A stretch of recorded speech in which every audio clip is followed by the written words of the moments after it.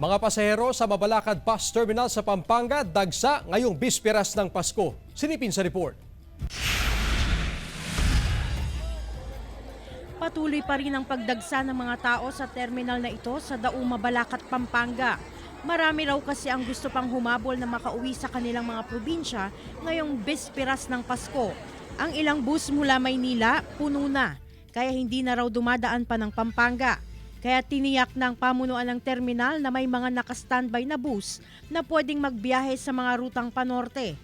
Lahat ng bus na galing Manila hindi dadaan dito. So expect mo talagang magbabalon yung dami ng tao dito. Kaya lang yun na ang solusyonan natin, yung mga request natin na mga special permit. May mga nagkalat na ring info desk, police desk at medical team na handang umalalay sa mga pasahero.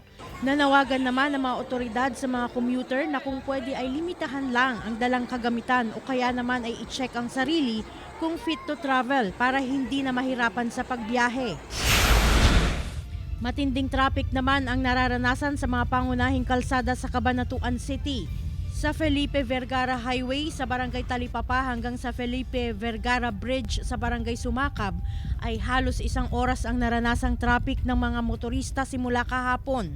Asahan pa raw ang pagbigat ng daloy ng trapiko dahil sa dami ng mga motoristang pauwi sa Cabanatuan City at pauwi rin sa iba pang probinsya.